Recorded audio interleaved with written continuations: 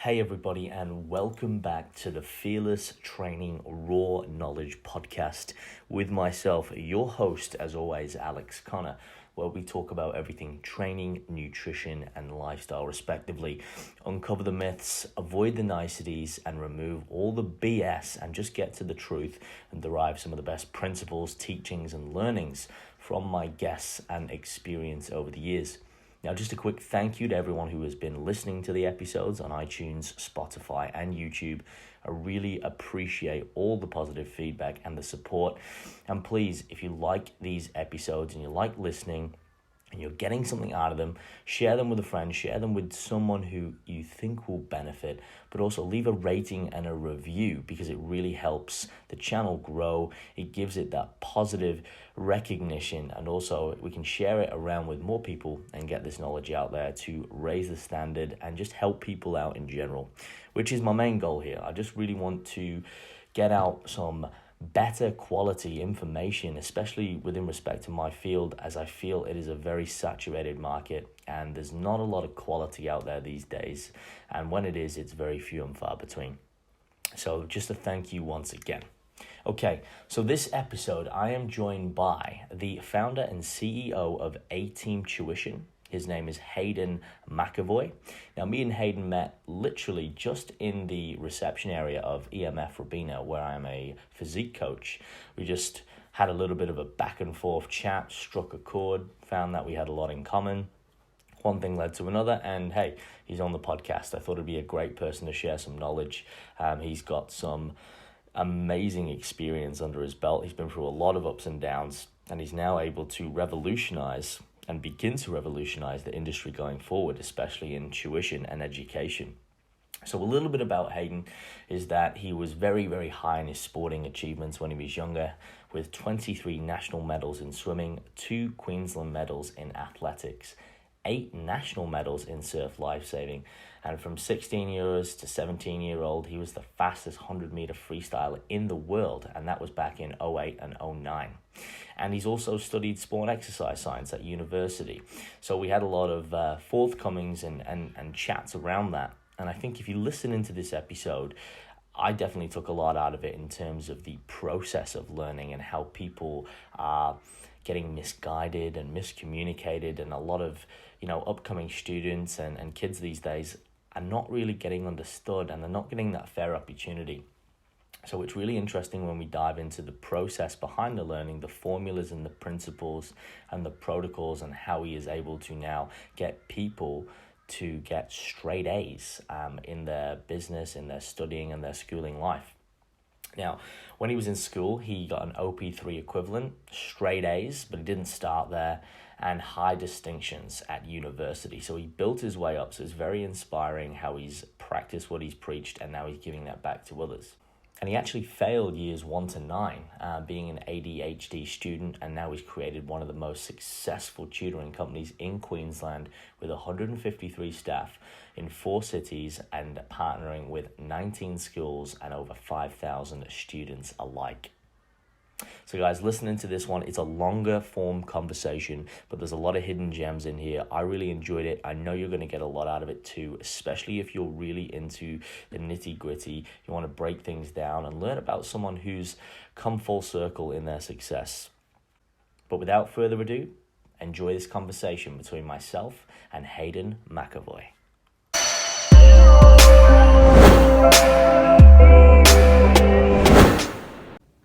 Hayden, welcome to the Fearless Training Raw Knowledge podcast. Thank you for your time today.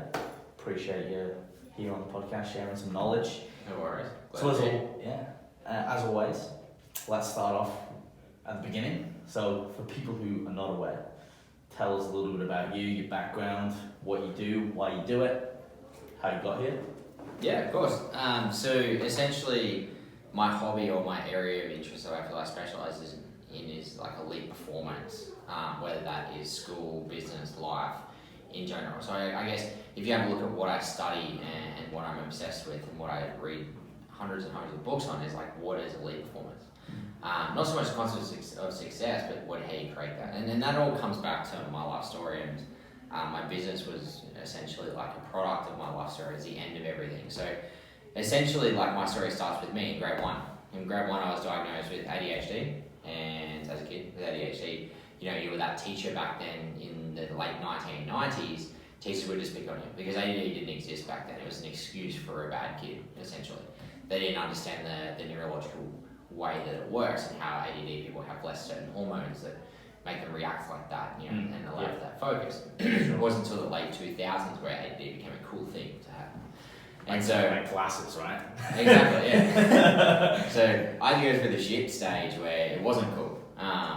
And so essentially, like, from grade 1 to grade 9, I severely struggled with ADHD, and I could never focus in class. I would try my hardest, and I pretty much got, like, just through my schooling. A lot of C's, occasionally D's, and a couple of E's every now and then. Mm-hmm. And so I just scraped through. When I got to grade 9, I was lucky actually because I was swimming at the time, and I'd gotten in, like, I got 4th place in my swimming carnival when I was in primary school. Mm-hmm. And what had happened was when I was grade 7, they started getting me to train a couple of days a week. And so by the time I got to grade 8 and 9, I was ranked 58th, I think, in Queensland in the 50 freestyle, 50 butterfly.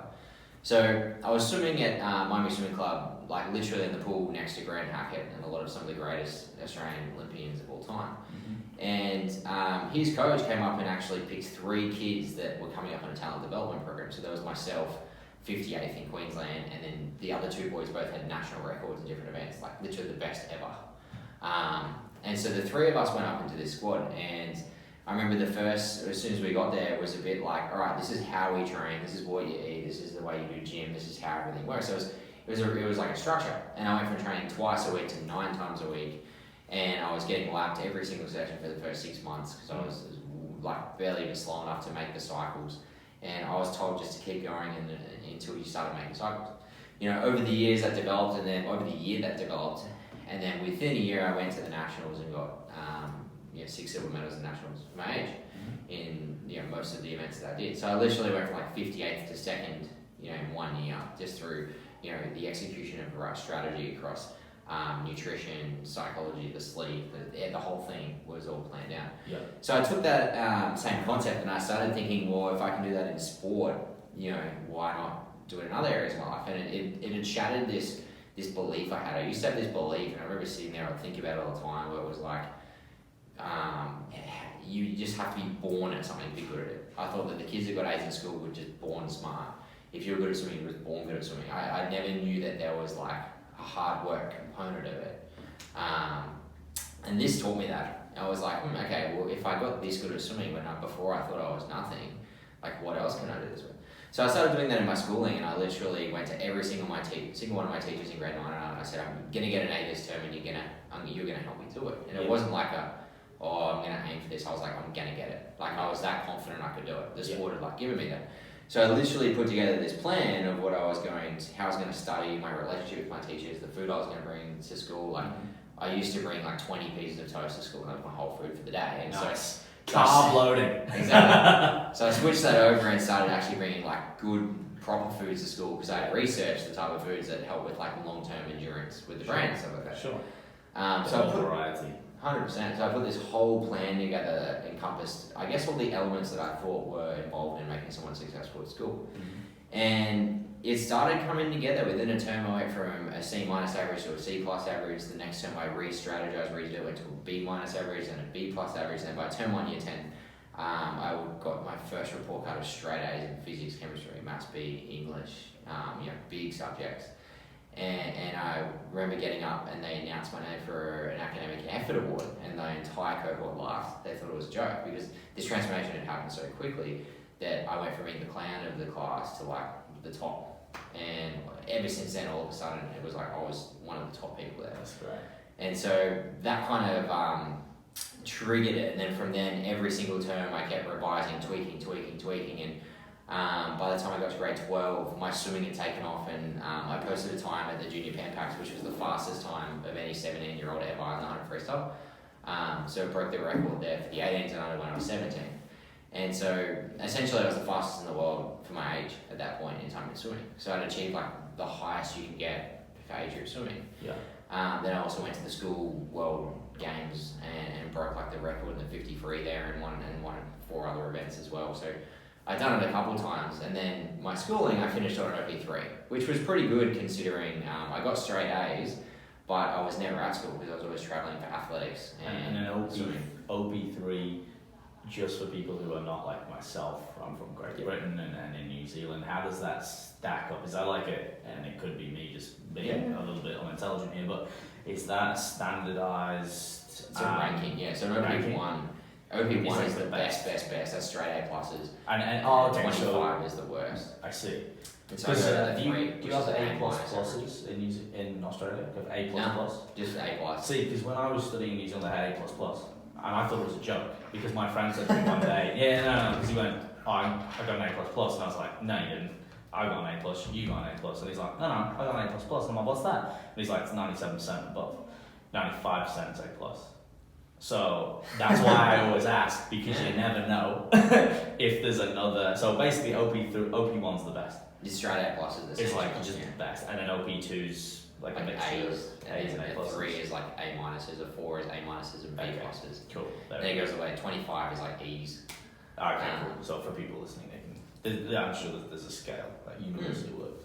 Generally, it was like an A minus average. Yeah. That's probably an easy way to put it. Yeah, for sure. So then I finished. Good. Yeah, it was good for balancing the sport at the centre, because the thing was what made me go from second at nationals to the fastest in the world was when I was 15. I went to nationals and got a heap of silver medals again for the third year in a row. I was really frustrated. Like, I literally got silver by like 0.01 in one of my events, which was like such a small amount.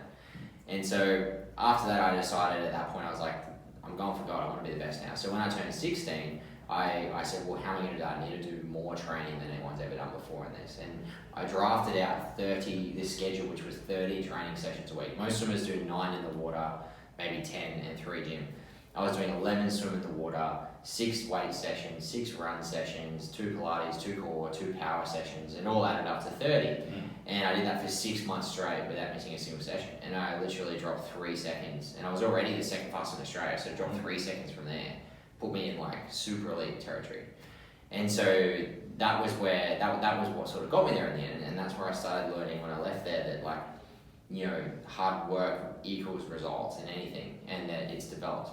So then from there I went into university, studied exercise science, wanted to learn more about how the body worked, and pretty much every subject except one I got HDs for. There was a couple where I duxed out of 900 students, and it was literally just because I was willing to put in far more work than they did, and I was strategizing the way I did everything. Yeah. So you had, like you said, you had structure before, you had a plan, you had systems and processes in place because you were working smarter as well. Like you understood what worked, so you're like, if I do that, now I've got the formula, or I just need to scale it, and then you just do it more, and then, you know, well, if I put that in, I get that, so if I put double that in, I'm going to get X out the other end. And that's what I learned is most people that did well at school and did well in life had a process, but they didn't know about it. They did it, but they didn't know that they did it. The only difference was I defined it, and when you define something, you can develop it. Oh yeah. And you can take it to a whole new level. And so that's what I found there. And so anyway, back onto it, I ended up missing the London Olympics by 3 spots.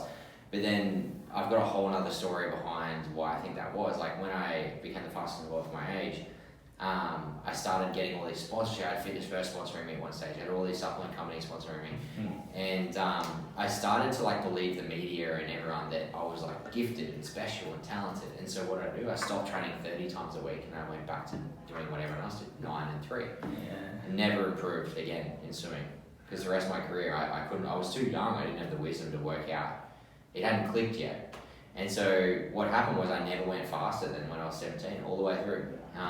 And so looking back, I can see what everyone, but at the time I started blaming everyone, blaming my coach, blaming this person. It was all their fault without realizing that it was actually me. You know, I started falling for my own delusion that I was a super talent that was just naturally better at everyone. Yeah, you know? just taking that ownership. Yeah, and I was lucky. I'm glad I learned that because I was able to bring it into my life now and use it now. So just missed the London Olympics, and at that point, I was studying to go into medicine because I wanted to be a surgeon, and I was working with a surgeon as well as like his research assistant, and I was able to go in once a month and see how surgery was. Oh, that would have been It was interesting. cool. say the least. Well, he had pretty much like said, you know, if you get through your degree, your med degree, and do this and this, like there's a good chance you can come work for me. So What sort of, was he a general surgeon or did he specialise? yeah, he's osteo, so he did like bone surgeries. And Right. it was some pretty full. He always did like the back fusions of the discs and everything like that. Yeah, that would have been pretty exquisite to see that sort of thing. Yeah, it was a great experience, and I loved it. But what actually stopped me going down that pathway was a year before that. I was looking at a way to. I wanted to get a job that I liked. I'd worked in all these places, and being ADD and being an entrepreneur, I was a bad employee. Everywhere I'd go, I'd end up like not getting shifts or getting fired, because I would just see issues and be like, "Well, I can solve it doing this," and then I'd get in trouble for it. So I never fitted in anywhere. Like I lost my first job, which was on the Gold Coast because I cleaned the place wrong. You know, I got it clean at the end of the day, but I did it, you know, in the wrong way, and it was faster than what they wanted, and there was like some issue about like some of the things that we worked with. But so I got fired for like a stupid reason essentially, and that I didn't agree with, but I had no say because I was a 17-year-old kid. Yeah. And so I was like, well, I want to do something that's rewarding, that's fun. I used to be that guy that would just clock watch the whole shift, and I'd be like, can't wait till it's over 1 minute, 2 minutes, you know. Yeah. Whereas, so what I did was I was like, well, I've always liked helping others. Like, so why don't I teach kids how to do well at school? That's what I worked out. There was no coaching jobs in swimming because you needed to go through your qualifications and that, and I didn't have the time for that, so I'm going to do some tutoring. And this was back when tutoring wasn't really a thing. It was very new. It was, you know, right now tutoring's huge, but back then it was a bit of a joke business. Like people would think it was cute that you were doing tutoring. Yeah, it's one of those. It was one of those, yeah. So I started tutoring, and I researched everything online, how to tutor, how to do all this, applied for all the different companies, no one even got back to me. And so I was like, all right, I better start my own. So I made up this poster, and I called my business Quality Tutoring. And Start simple, brother. And so I put these posters all over, like the Gold Coast. It was all over. I went to Bonnier, put it on every poster I could. I went to like cars and put them on their windshield wipers. And I actually went to one school in the Gold Coast and I put it in every car in the car park. And the principal personally called me and told me off. He was like, you can't do this without permission. Marketing 101. He's like, I've had 100 parents call me and ask me what the service is. He's like, they're interested, but I had to say no to them because I don't know who you are. And I was like, oh. Should have rang me. I know. So that was interesting, and I finally got my first client. Just out of interest, is that school now on your books? Yeah. Yes. I actually. That's great. I did a talk at their school only a few weeks ago. Actually, I told the story. I was just gonna say that's great. You gotta bring that sort of stuff up. I feel like that would really resonate with a lot of the students. You know. Well, the funny thing was I actually got clients from that. So my first client was from that. They called me from it, and they went to that school. And this particular year I was on a D for Maths A, and you know, I spent a heap of time like teaching her, trying to get her to work, and we went from like a D to a D plus or a C minus or something. It barely moved, and I convinced them like another term, like we can do this, and I had this idea. I was like, well, normal tutoring didn't work. Everything I read online didn't work. What would, just to segue as well quickly to interject, what would you constitute or define as normal tutoring, or what was the standard for tutoring back then versus? It still is today. We're the only ones doing it differently. That's the thing that I can't get my head around. It was like a band-aid approach. So it was going, oh, you don't know how to do that math question, here's how you do it. It wasn't getting to the core reason of why they couldn't understand it when they were meant to learn it at school and changing that. Yeah. So you would give them the answers, and then eventually you train them to be independent on you. So then they have to come to you to get tutoring even pass because they need the answers. Whereas what I did, I started noticing, well, I'm not getting anywhere. Every week I'm teaching her, and she's, you know, but then the moment I'm not there, she doesn't get it. And so the next term when I came back, I said, all right, well, let's go back to fundamentals. And so I brought out my old strategies of how I was studying, my relationship with my teachers, the whole thing. And I said, we're going to, let's turn you into an A student first before you become an A student. Mm-hmm. I like it. So I gave her all the strategies of an A student, how it works, what I did personally. Because back then it was pure, there was no research really apart from what I'd done on Google and things, and talking to my cousin who did well at school. And so I taught her that, and then with So while we're on that, can we break that down? Yeah. Can you get into the nitty gritty with that, into the weeds? Yeah. So how you do it and how you your processes, because I'm sure there's people listening and ask the question, man. What's the secret sauce? There's no secret, but I think this is a good point because then you can explain the strategies and I guess the principles and the protocols. Yeah. Like anything, you know the formula. So essentially, it was a 3-stage formula. The first one was I needed to shift her perspective. So she needed to believe that she could achieve A's. Yes. But she never believed she could. She just thought she was a C student. Mm-hmm. So I got her to build confidence and motivation that she could achieve A's. And then through that, the next stage was, all right, well, now that you know how to do it, now that we've got that confidence there, let me teach you the actual strategies. We bring out the blueprint. So that had 9 core modules, which we taught. The first one was the mindset of an A student. How do they view the world? How do they see things work? Teaching her how they actually view success, you know, from like what it creates. The second one was actually setting up, like, creating the base, which to me means like building the team of support around you. So it was teaching her how to build a relationship with a teacher, with a parent, you know, with myself, and how to utilize all of us to actually help her succeed and keep her honest. So it was teaching them how to build a team so they're not alone. The next strategy was time management and goal setting, how to actually goal set, how to time manage, how to do that. The next one was looking at where she was studying and where she was learning, and then actually going, well, let's be strategic about where you do that so that you can optimize your study time. So we moved it from a couch in front of a TV to like an actual room where we designed the desk for motivation and stuff all around it. I just want to jump in because this is really good. So you could, and we can use any object for this, you started from the most potent topic or element, if you like, that had the biggest effect, and then you work your way up like a staircase or a pyramid, right? So you were like, hey, okay, this is like the most, this is gonna have the biggest effect. Then from there, it's this. So once we've mastered this, then we do this, then we do this, and that's kind of the order of priority. And then once you nail them all, that's when things start moving. Yes. Good, because it's a holistic thing. Right, I like it. Because I know the audience that listening will resonate with that, because that is how I was taught with the success of the training and the nutrition, etc. And again, there's a couple of different theories, but again, people often use that pyramid. So I really like that. That's good. So continue on with that. Well, I had to restructure from the ground up. Yeah, you have to, like you said, you have to build those foundations, because if you don't, it will always fall down. Exactly. Because like you said, it's the Band-Aid approach rather than the actual, well, what's the rule behind it? What's the principle, right? So it's people go, oh, I ate that food and it made me lose weight. No, it didn't. The food didn't make you lose weight.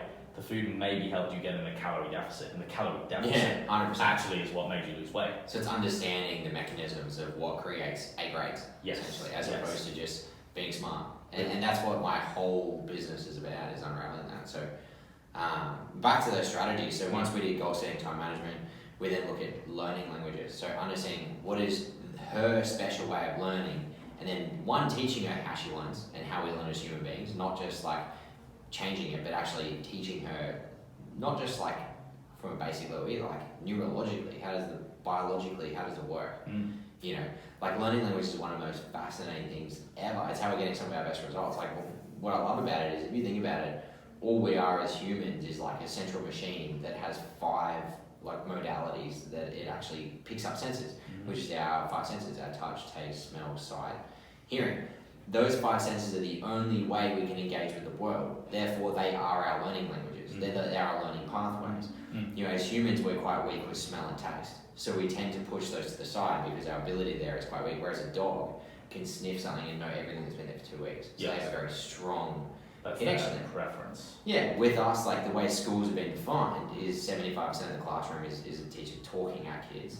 20% is them watching a PowerPoint or watching something, and 5% is them actually being kinesthetic and moving and feeling things.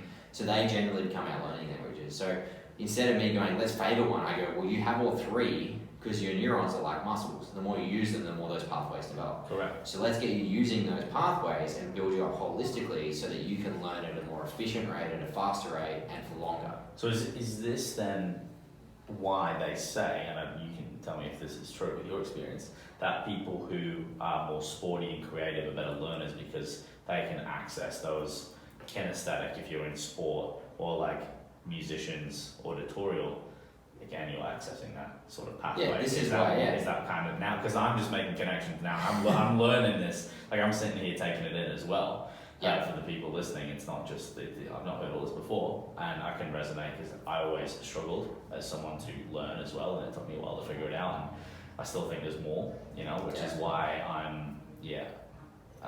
I think, fascinated by a lot of the things that you're saying, and a lot of them are kind of like, oh, there's little like light bulbs going up in my head because I'm making these connections and correlations from my prior experiences. So yeah, that makes sense. Again, from a physiological perspective, but then also like an anecdotal or an experience-based perspective of that would make sense. Exactly. I just remember my music teacher always saying, oh yeah, he's like he spread some stats out someday. I can't remember to quote him, but he was just like, yeah, people who are, you know, more sporty or they are more physically active and they participate in music or they play an instrument generally are more academically, you know, primed for success. And I was always like, oh, why is that the whole repertoire? Yeah. So it's interesting when you look at this, because if you actually look at who gets the academic awards at school, usually 75% of them also get a music award. Yeah, it's a violinist and pianist. Why is that? Because they're having to listen to tunes and tone in and learn, okay, if I change here, it makes this sound. If I change here, it makes this sound.